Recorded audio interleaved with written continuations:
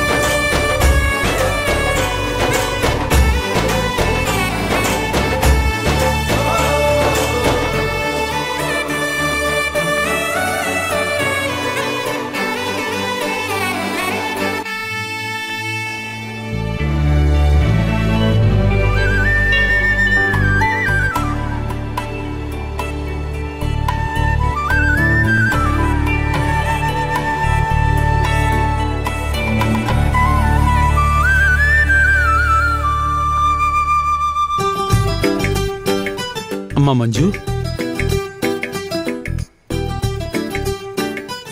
ఇంటికొచ్చిన కొత్త కోడలు తులసమ్మకు పూజ చేస్తే ఆమెకు కష్టాలే రావట.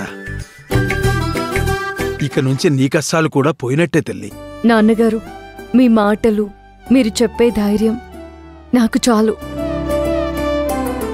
తులసి మాతకు దండం పెడితే మనసుకి ప్రశాంతంగా ఉంటుంది. సరే, మీరు లోపలికి రండి, కాఫీ పెట్టిస్తాను. అలాగే అమ్మా.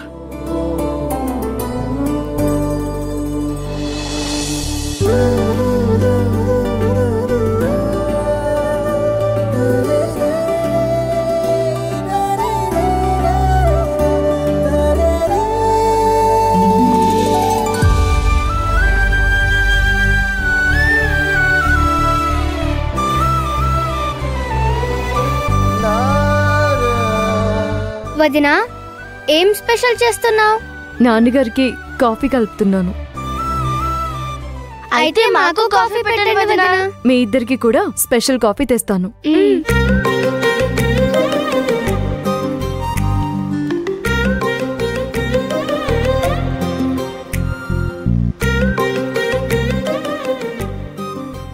వదినా స్నాప్ తీయాలి.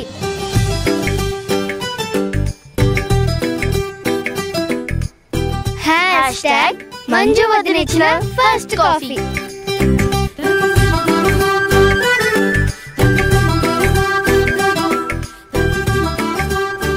మీరు కూడా తీసుకోండి.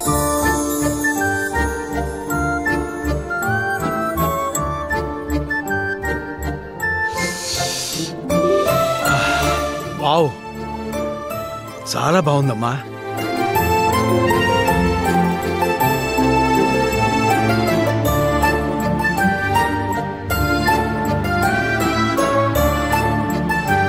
వావ్, అదరగొట్ట వదినా.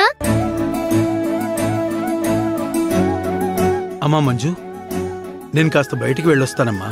సరే నాన్నగారు.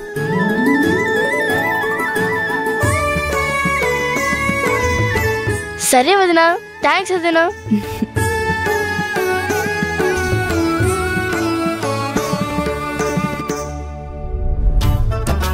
మా సూర్యకి టిఫిన్ చేయాలంటే నా తల ప్రాణం తోక్కొస్తుంది.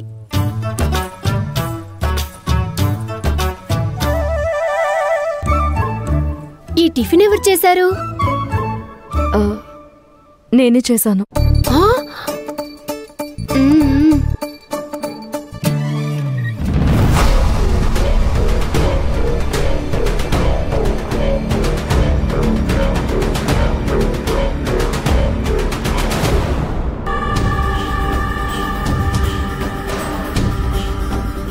అత్తయ్య చూసారా, ఇప్పుడు వంటగది దగ్గర నుండి మొదలు పెట్టింది.